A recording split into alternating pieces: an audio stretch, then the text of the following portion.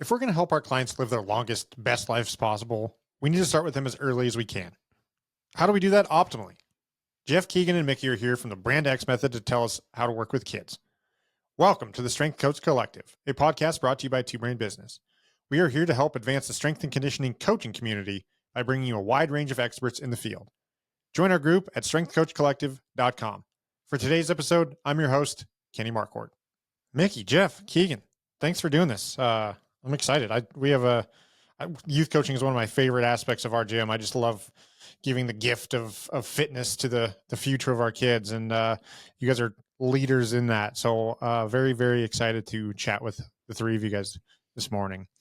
Awesome, Kenny. Thank you for having us. Yeah, thanks for having us.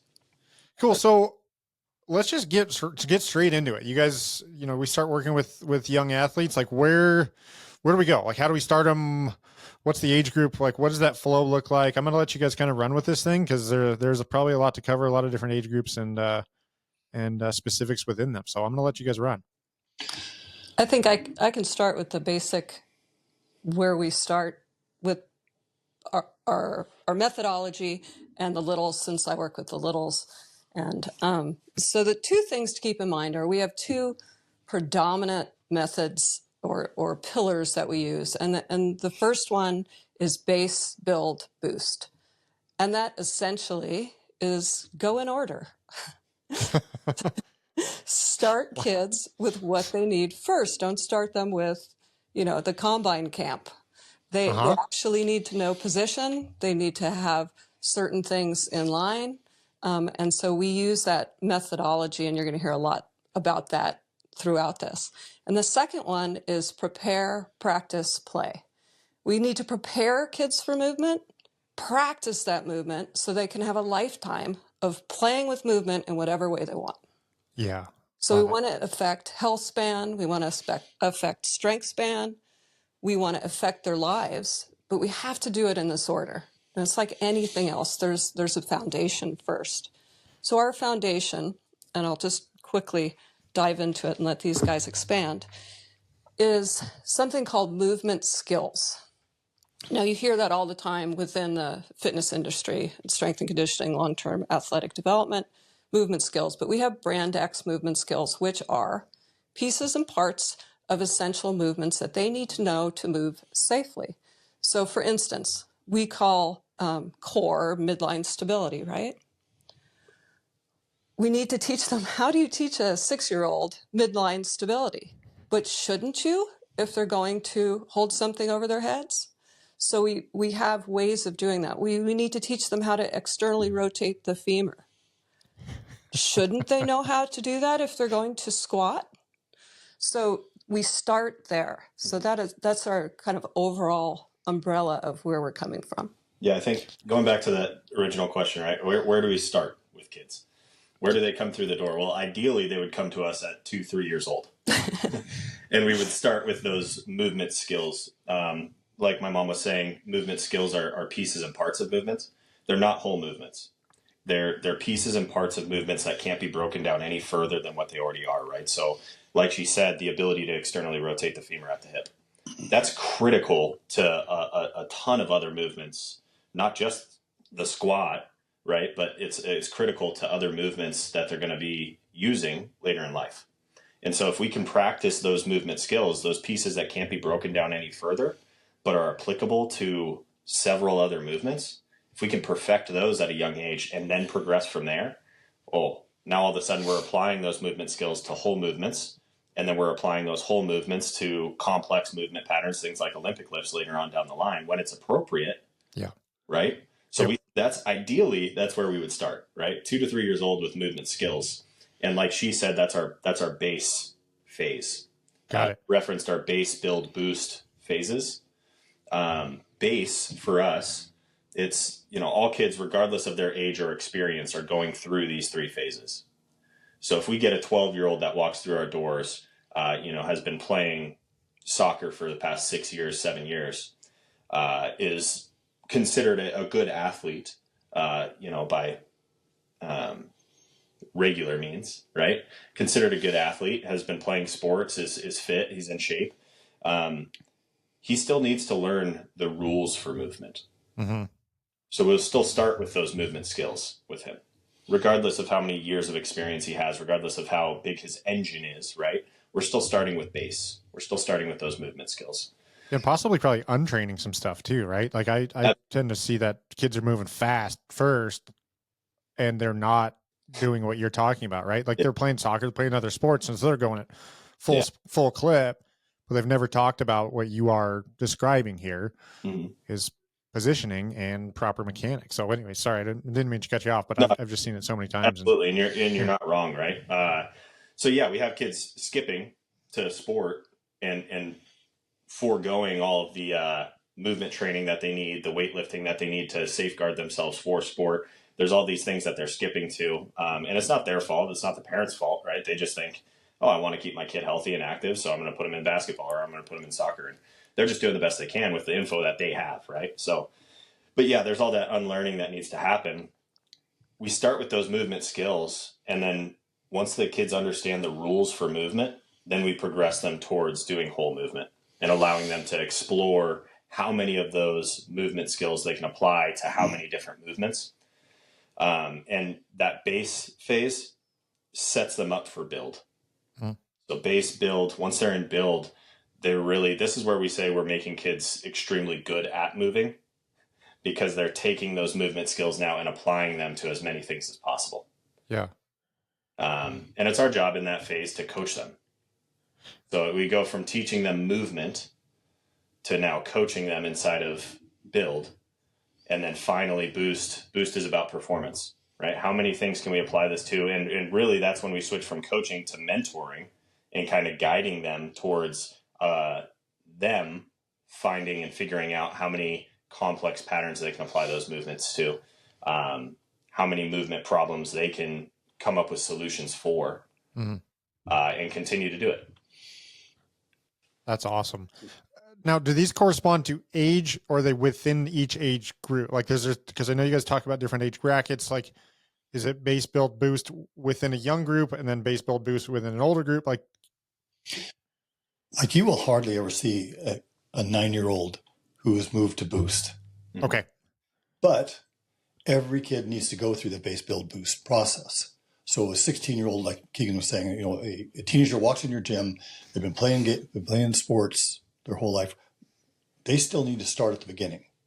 We still need to make sure that they understand how to brace their body, how to hinge at the hip, how to externally rotate their femurs, all of those things. And so they will tend to go through that base build boost process much more quickly than a younger kid.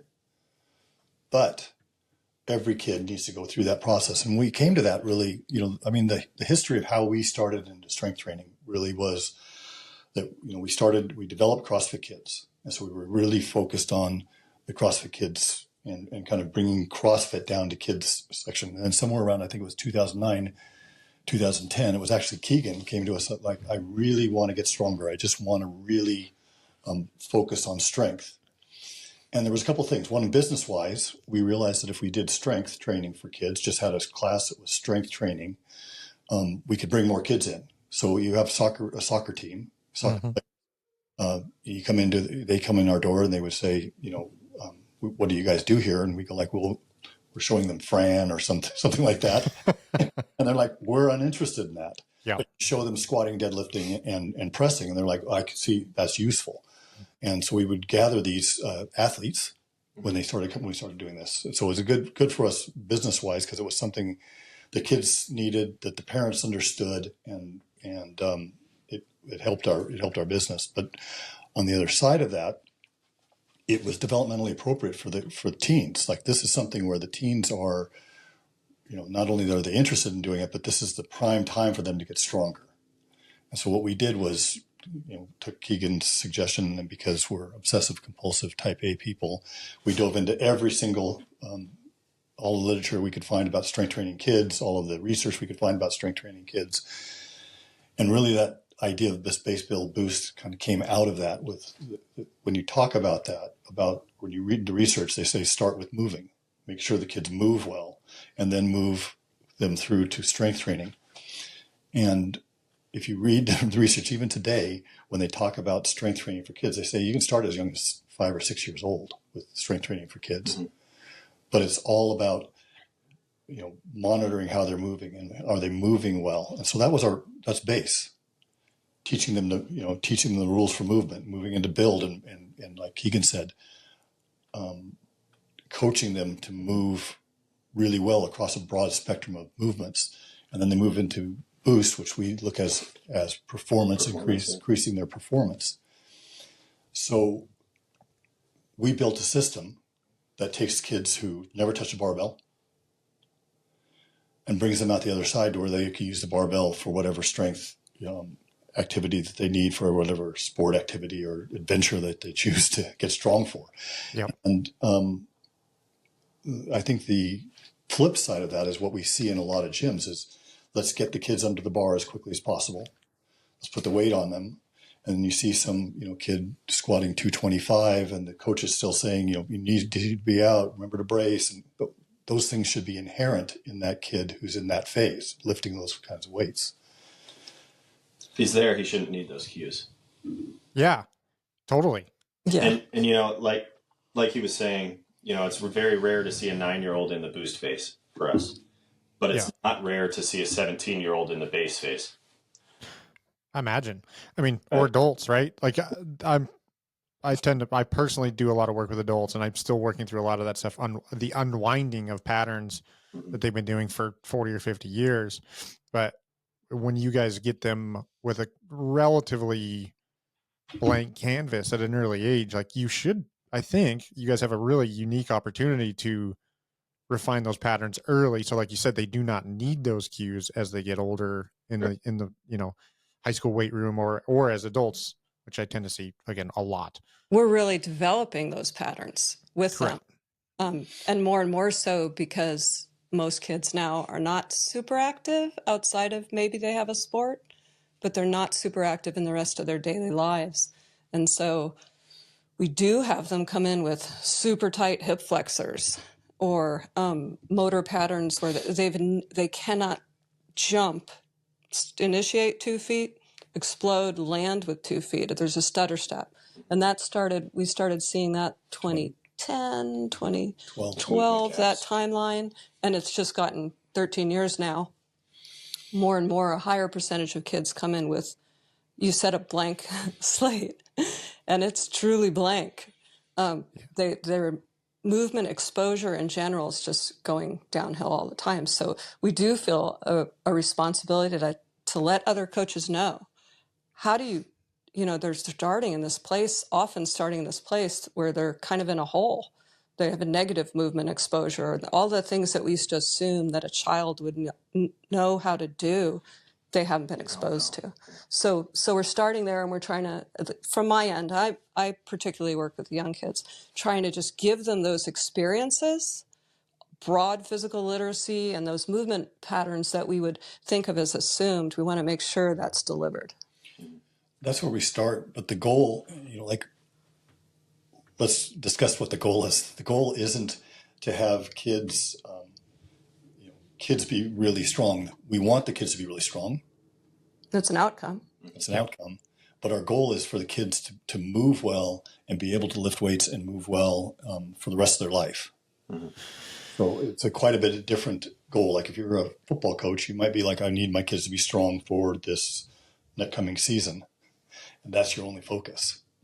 Yeah, which I think is unfortunate. I mean, again, my personal perspective on this, and I imagine you guys are going to share it, is 99.9% of these kids suck at sports. Like, and I mean that gently. But they're never going to the next level. They're never going to play professionally. This is not like the realistic goal for them is not to play professionally. It is to give them the gift of fitness for the rest of their lives. And I think that I see that unfortunately expressed in way poor training, like horrendously poor training in high school weight rooms or whatever else, because it's so performance oriented. And I think of the perspective of the goal being, hey, this is for the rest of your life, is something that is, I think it's lost a lot in youth sports. So, but if you take that idea or our idea and you apply it to youth sports, you still get great outcomes. Yeah, sure. So we can sometime talk about Brand X Nashville is now running as a strength program for the high school in Nashville, and I think they were second or third in the conference this year in football. I mean, it was in the state. So we have great outcomes, but we had great outcomes. Our gym, we had over 100 state and national powerlifting records with our kids and with our youth. We had 90,000 training hours with 0 injuries that required intervention. So we took these kids and we moved them through this process. And yes, it took a little bit longer, but they did have great outcomes. They were able to apply it. We had kids who, were in our program who went on to play pro sports. They went on to walk on to college campuses and play sports they'd never played before. So they moved well, they were strong, and they had these outcomes. I think that the key, though, is that you're focusing on teaching them the rules for the movement and having them then learn to apply it. So, and if your goal is, I want them to be healthy, move well, and be able to lift and do things for the rest of their lives, certain things are more important than how much they're lifting. So you see a lot of debate, things like, well, when somebody's lifting valgus, they can lift more weights, so it's okay to let them go valgus with their knees. Well, if you're us, we want our kids to to come into the gym and leave the gym and do other things like sports. Well, a valgus knee, when you're jumping and landing in sport, is the position that somebody tears an ACL. So we don't want to just allow it so that they can make more weight. We want to teach them that this is the proper knee position is the way that they move when they're doing anything athletic. Yeah. Habit. Yeah, let's get into that, because in the beginning you touched on this a little bit, referring to some big words and some exercise science terminology that I imagine doesn't convey to 2 and 3 year olds especially, but often doesn't convey to adults either. Like, what does that look like or sound like, or what's the perspective as a coach to think through coaching youth positioning without using external rotation, valgus knee, et cetera, et cetera? So using the proper cues for their age groups, right? Movement skills. And movement skills, because later on down the line with the teenagers, they have some sort of understanding of anatomy and physiology, right? So we can use anatomical terms and discuss with them more like we would with an adult on what we're expecting of them. But a lot of times with 3-year-olds, 4-year-olds, when we're coaching them, a lot of times it's us showing them what we want them to do and them attempting to copy it without explanation, right? So like mimicking, yeah. Yeah, exactly. Yeah. So if we're talking about external rotation of the femur at the hip, I'm not going to say that to a 3-year-old, right? But I will say, hey, make a footprint in the sand, and I'll show them with my leg what I want them to do. Pretend like you're making a footprint in the sand, and I'll show them what I want them to do, and I'll have them try and copy it. Right? Cool. Now, it might be a year of working on that before they actually get it done, but once they understand it, now I've got it, and I can apply that to their squat. Hey, make a footprint in the sand with both your feet. Okay, now let's bend our knees for our squat. Right? And now all of a sudden I have a 5-year-old that understands how to externally rotate their femurs at the hip. How much better off now when we start to load it later on, 12 years old, we put a barbell on their back, and all of a sudden now they have the perfect pattern and the physical cascade to actually gain strength the way that you and I do. It takes off. Right? Yeah.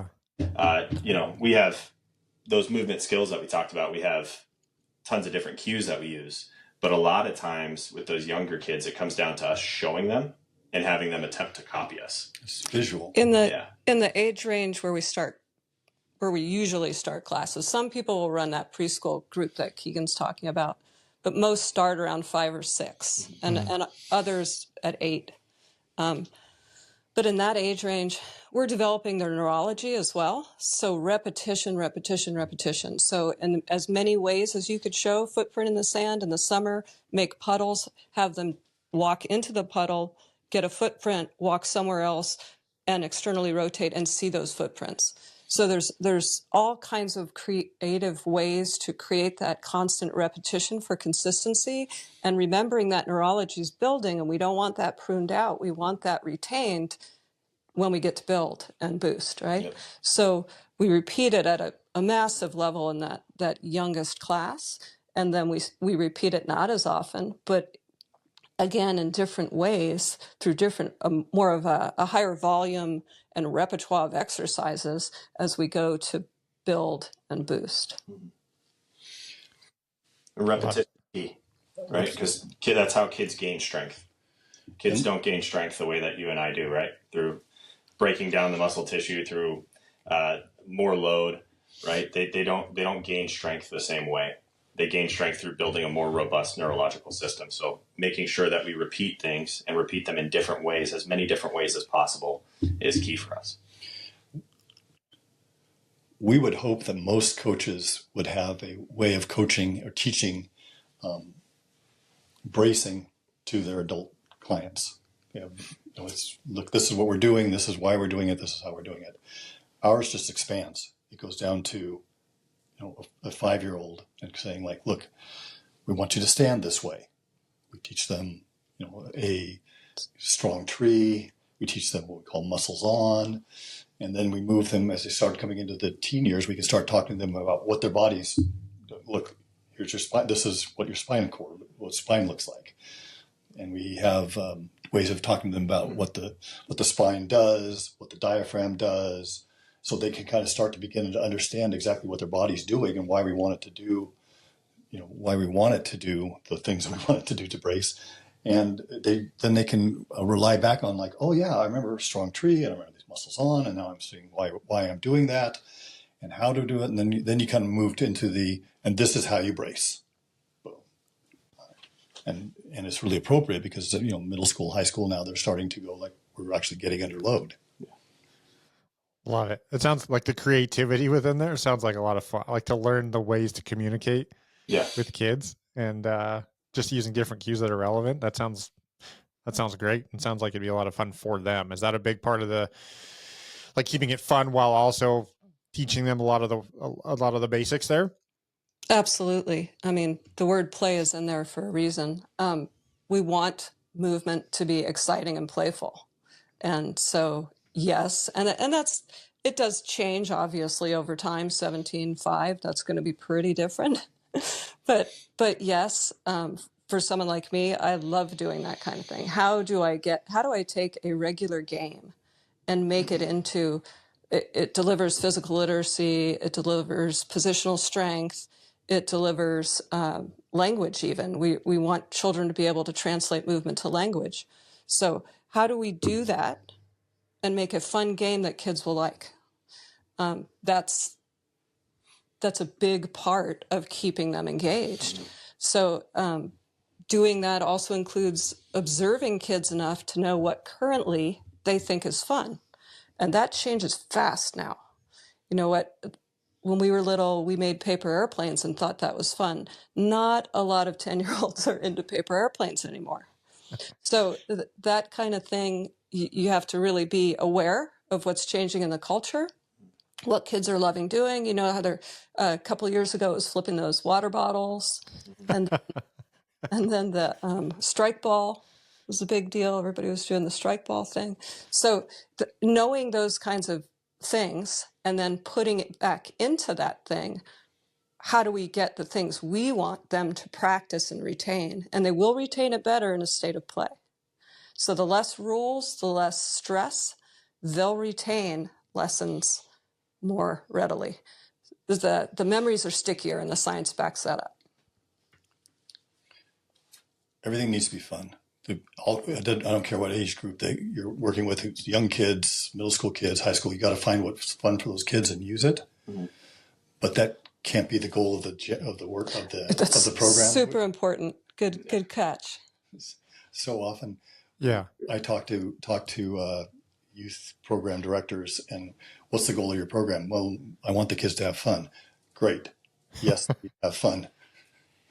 We actually have to provide outcomes for these kids and their parents, or else your program is just an activity.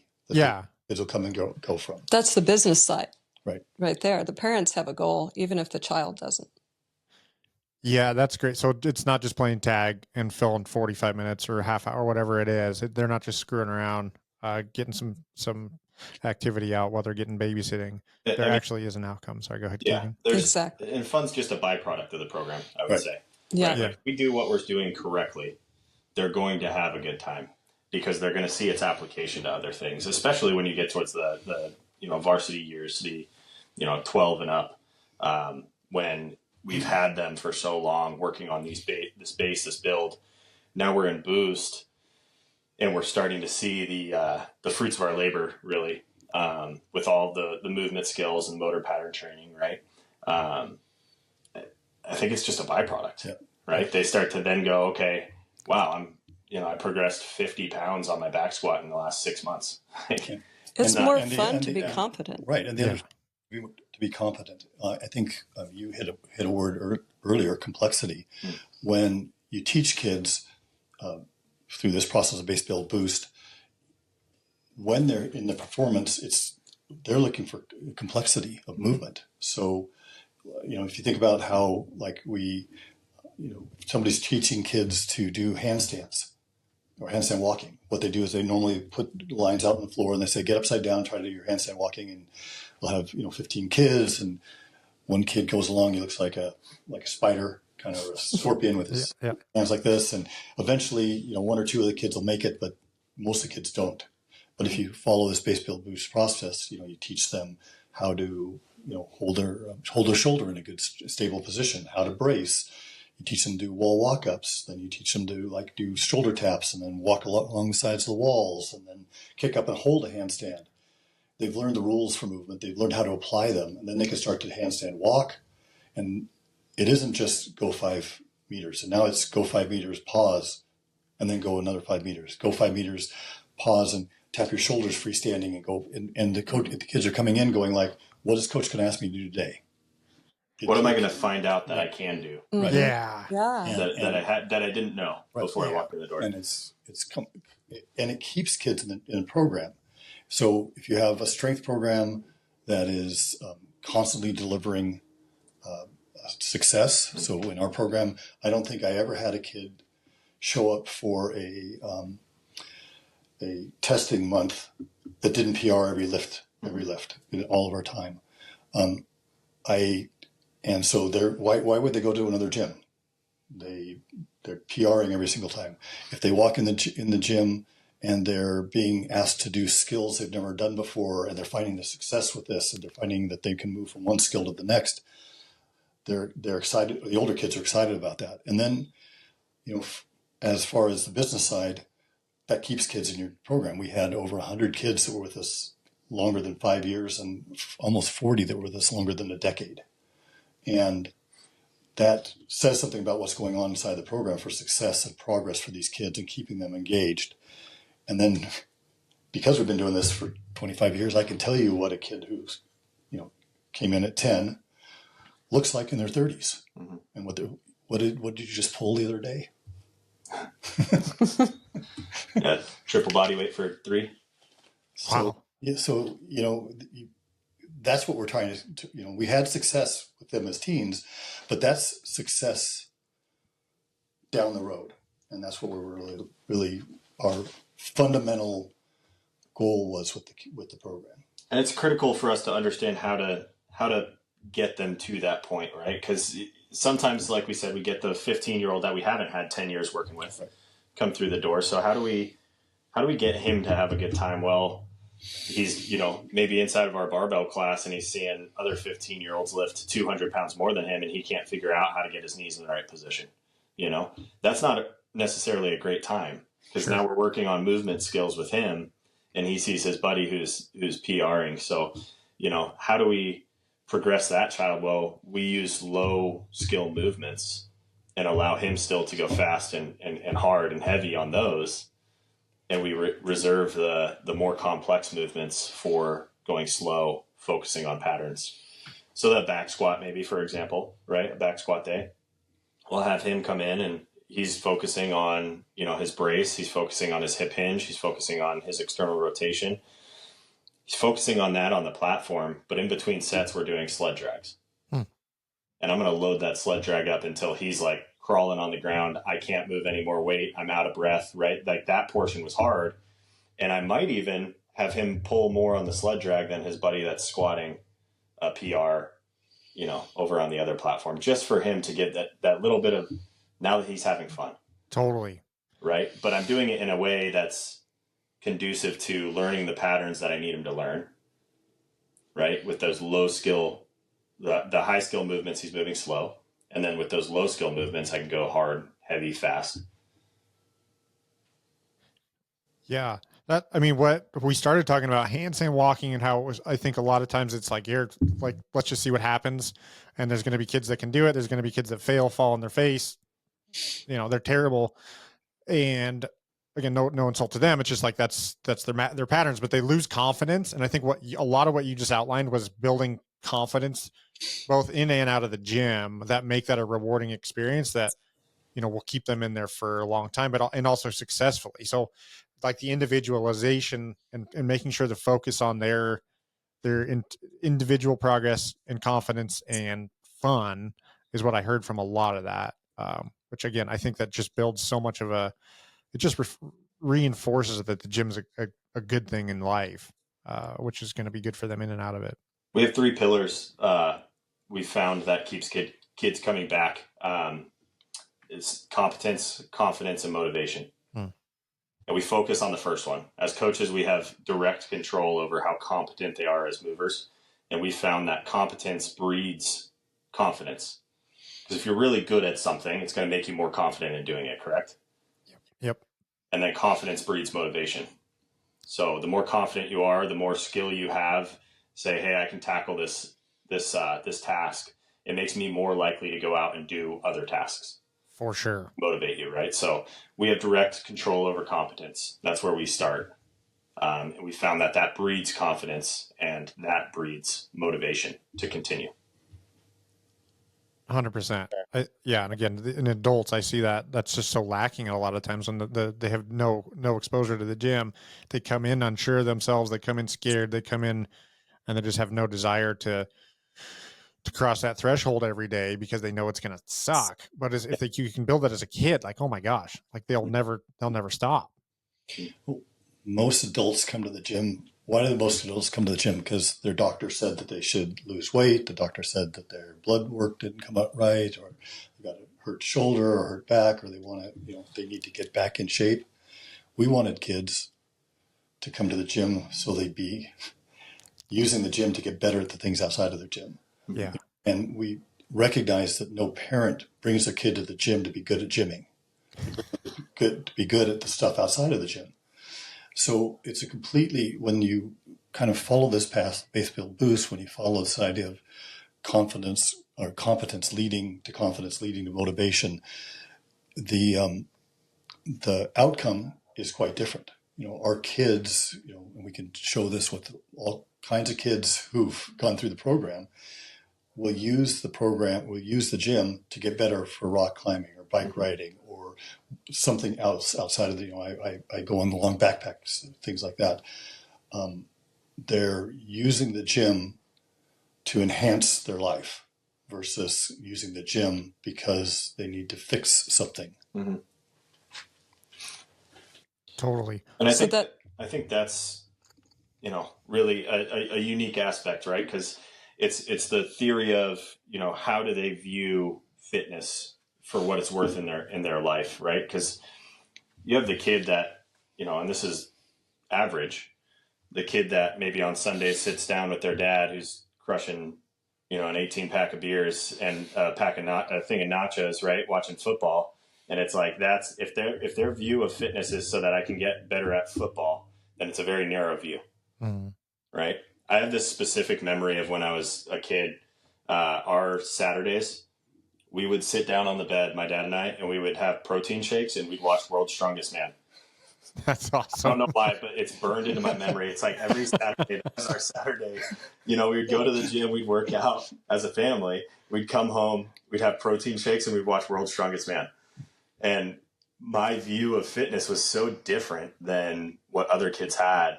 I viewed fitness as the starting point, the launch pad to do whatever it was that I wanted to do. Yeah. Right? And it just made that the whole view completely different. Kind of worked out for you. Yeah. Sorry. So That's a super interesting topic. So I think, you get the kids 2 or 3 hours, maybe more than that a week, but what's the communication like with the parents on both ends of the spectrum? So like how, just talking about what you guys are talking about, but also talking about how they can help those kids at home. Cause a lot of the times these kids they're products of parents who are not involved in fitness or who do not have those habits or who have a negative experience with the gym. And sometimes they get, the kids come in because their friends are in there or whatever else. Like, what is that? Can you talk about that at all? Or do you have any advice for us to be talking to their parents, the kids' parents? We have a lot to say about that. But I think the first thing with youth programs is that, in an adult program, the customer and the client are the same person generally. Walk through the door, they tell you what their goals are, and then they pay you to help them get to their goals. Well, the parents in a youth program, the parents are the customer. Yep. The client is the child. And you always, in every fitness program, every gym, you create a relationship with the client. So adult programs, you do this with the kids programs. You make the relationship is really easy with that client. Often in youth programs, people forget about the customer, and they forget that the customer comes in, brought that child in for a reason, and you need to tell them what's going on. So we have.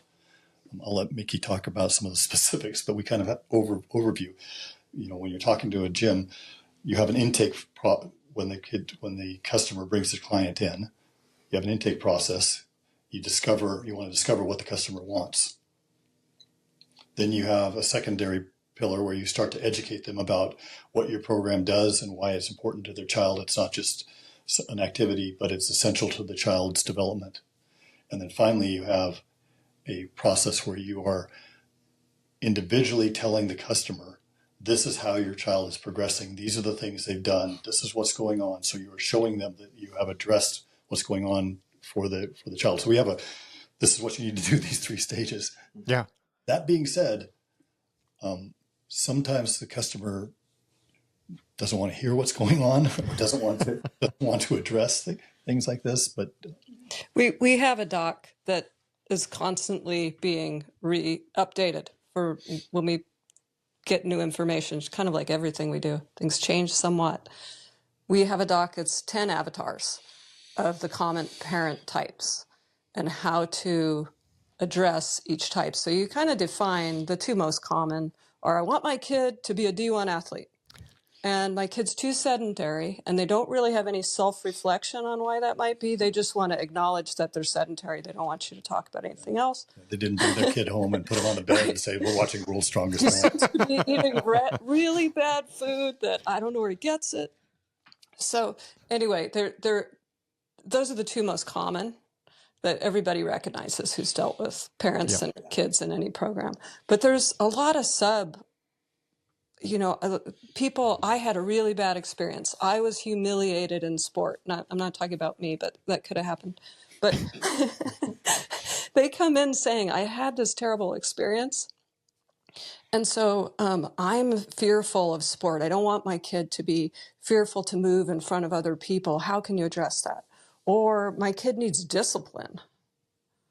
Weirdly enough, but I want to abdicate on that. Can I get them in a program where they're going to show them discipline? So we get, as you can tell, there are so many parent types, and there are ways that we've worked out to deal with them, each of them slightly differently, to either calm their fears, educate them, maybe bring them along as an adult as well. Well, you know what? A lot of this is, we're going to do this together. Do you think maybe as a family, you guys could go do this one thing once a month so that we get them thinking, hey, maybe this is something we should all do, not just my sedentary child who just was born that way. Right. Yeah. So we do have information to help gyms really dig into that, and how are we going to really get that parent connected through the education process? We found it was really difficult to sit down with a parent and say, you're feeding your child incorrectly.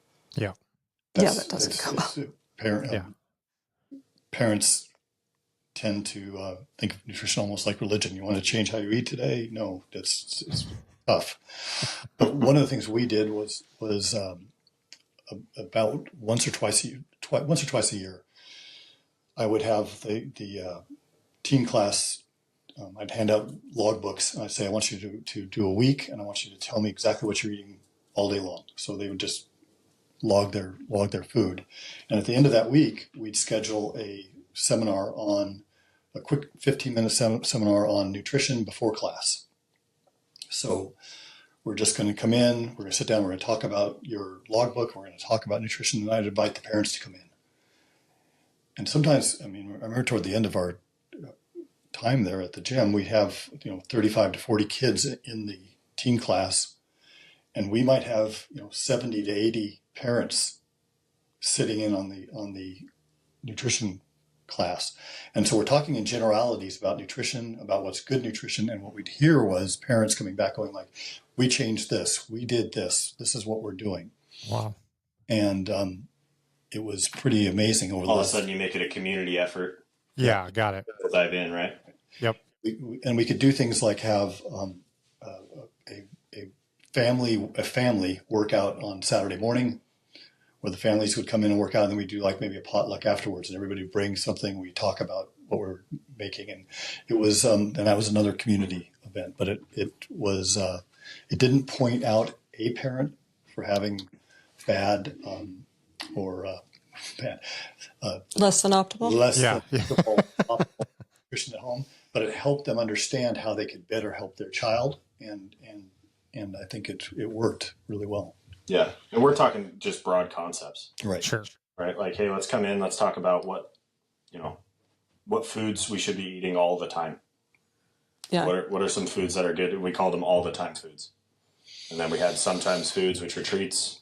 We found with kids in particular, if you say, hey, don't eat this, don't eat that, the first thing they're going to reach for when they have the opportunity is those things. Or stash them under their bed. Yeah, sure. Right? Hide them.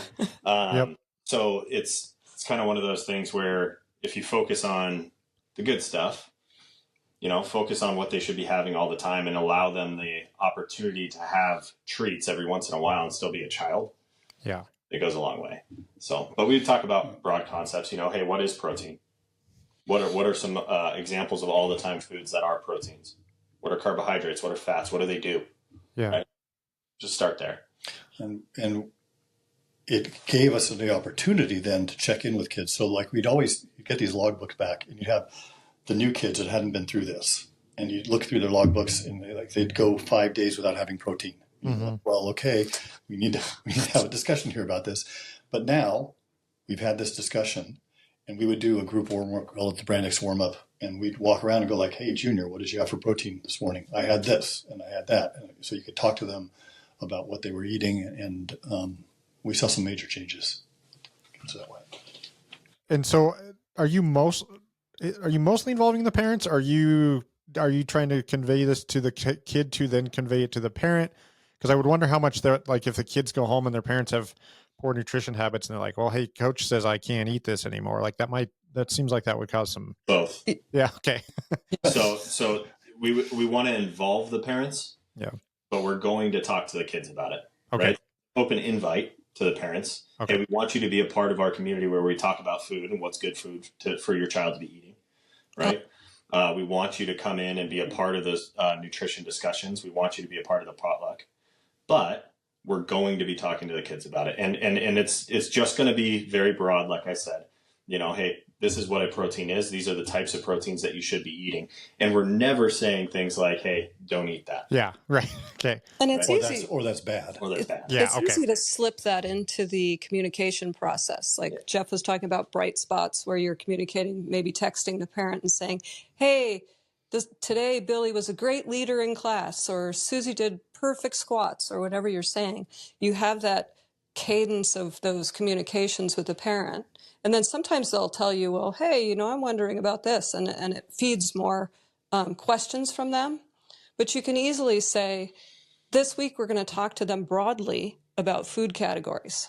So it's set up Got it. that they don't feel picked on, or it's, their culture or their family traditions. Mm-hmm. All those things are hugely emotional. And we want to stay away from that. So like Keegan keeps saying, it's very broad, not specific nutritional advice. We don't want kids to We don't want anybody to feel bad. We just want to demonstrate a way that can make them healthier. We one great story is that Mikki, talk about the broad categories. One time, I think Mikki was explaining to her kids' class that the good food, the food you really wanted to eat, the all the time food was on the outside of the perimeter of the store. And we went shopping, and one of our moms with one of the kids, and the kid is pushing the shopping cart away from the middle, and he's yelling at his mom, "We can't go down the middle aisle." It's all lava. That's great. I love that. I need to get water.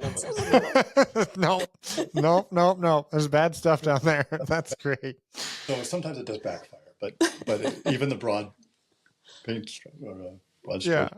Yeah, that's great. What does that case? So you were mentioning a little bit like a client customer journey as far as touch points and cadence and communications. Like, do you guys start with a consult with the parent and kid? Do touch points? Like, what does the client journey, for lack of a better word, look like? Client customer journey look like for you guys, or what do you recommend? So especially unless it's a child that is an athlete, and that child and very few kids are true, like, they're 6 years old and they know they want to go to the major leagues, and they're standing outside throwing a ball at the wall over and over. Very few kids like that. Yeah. Most kids want to get directly into being with their friends and being in a class. So sitting them down with the coach and having a consult is not really something that is conducive to signing the kids up. Yeah. So we would recommend, and what we did was, kid could go join the class, and then we would have a coach sit with the parent and ask them questions. Oh, okay. And you're writing those questions down. That also develops a relationship. And then when the class is over and the kid comes back and he had a great time, yes, you're signing them up. Cool. So now they're signed up, and you have information about them. They want these things. They're looking for these things. They're concerned about these things. Mm-hmm. They think that their child does well at these things. So you've got all of this information. Then they've signed up and they start the communication process. The communication process is teaching them about your gym. So we have blogs that we give when we're doing mentoring, that we give to our gyms, and they just send them out every 2 to 3 weeks. Here's blog number 1, here's blog number 2, here's blog number 3, educating about the gym. And then finally we tell people, tell our coaches that what we want them to do is, after every class, part of your SOP is to sit down and to write out bright spots. Joey, got a PR on the mile. Jimmy got his first pull-up. Susie helped clean up the chalk that someone else kicked over, something like that. So now Billy tied his shoes. Billy tied his shoes on his own. Yeah. But you've got all of these bright spots, and then every 4 to 6 weeks, you're texting the parent, saying, "I want to let you know that what a great kid Susie is. She helped me clean up the chalk after class, and just what a bright spot she is in class. I really appreciate her." A couple things. One is the parent goes like, "Oh, I got a coach, something from the kid. Coach, that's awesome." And they can just accept it, and you don't hear back from them. That's fine. Number 2, they can have an interaction with you. "Thank you very much. Really appreciate it. Really appreciate your care for Susie." And sometimes they can give you information. "I'm really glad Susie's in class. She seems to be enjoying it. She's really concerned about her pull-ups." Awesome. So now you've got more information. Next time you text them, you go like, "When Susie came in, she couldn't hold herself on the bar longer than 10 seconds. She's up to 45 seconds now. We're well on the way to pull-ups. Mm-hmm. Just want you to know that we're moving toward there. I understood what you told me about her, and we're helping her, kind of giving her a little bit of extra work there on the pull-ups." So that helps you with retention with the child. You kind of can head off some problems there. And I would add that you don't want to necessarily use a generic template, because people are pretty savvy now to what a generic template looks like. Totally. So if it's "Dear Mr. Smith." Yeah. Dear username. Bright spots. Right. Yeah, take the 5 seconds and just say the truth about what you saw in your words. Yeah. Yeah. Totally. That's awesome. Okay, so we talked about a lot. We talked about training philosophies. We talked about communication with parents. We talked about what does the process look like for do you recommend coaches go through this? Is it owners? It sounds like they're both. Like, what does the process look like for how you guys coach coaches and coach owners? I think there's two things. One is we love owners going through. I mean, even if you're not running the youth program, if an owner understands it and they're involved in it, then they can set an environment up where the gym thinks of youth programs as important. Mm-hmm. So we don't want the youth program to be something that's like on the back shelf of a 7-Eleven that's kind of like this leftover products. We want to be right up front. Like, look, we walk in the door. This Sandwich board. Yeah, it's really important.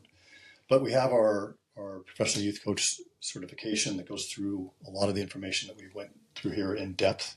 Mm-hmm. And NASM, Australian Strength and Conditioning Association. You can get CUs. Cool. And so there's that. And then there's, if you're really serious about setting up a youth program, you can call us and we'd be happy to talk with, coaches and gym owners about how to run a successful youth program. Cool. Yeah, we do mentoring, plug and play. How long does the certification take? How long is the mentorship? Like, can you go into some of those programs for duration and what they look like?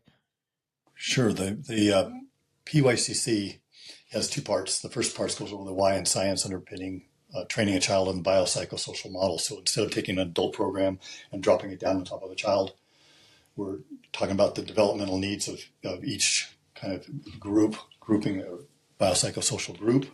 What do they need, and what and how can we best address those needs? And it goes over the science of that. And the second part is all about implementation. How do you take that and apply it? Mm-hmm. The second course is constantly expanding. So I think we started off when we launched, we had 100 videos on how to teach kids. We now have, I think, over 400 videos and games, video and things like that. In research papers. So Wow. it's constantly expanding. It was designed to be a reference material. So one of the things we saw when we went to live courses was you teach somebody something and then they'd walk out the door and 90% was gone. Yep. So now we've got videos like, look, this is how you teach the back squat. You can play it for the kids. You can play it for yourself. The first course takes about 25 to 30 hours to get through. Okay. The second course is not designed to get through. It's designed to be reference and continuing education. Mm-hmm. The mentoring is 15 months long because we want people to be really committed to starting a program and running a program.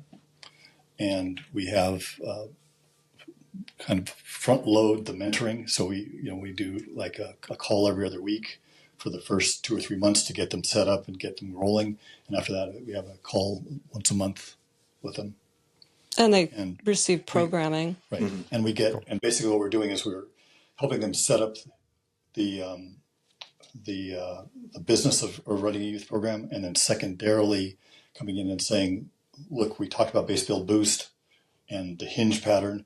Here's what goes into base in the hinge pattern. Here's what goes into build in the hinge. And here's what you can do once you get to the boost pattern. And this is how the process goes. And so we kind of go through each of the movement patterns and give people an outline of what to do. So business and implementation. That's awesome.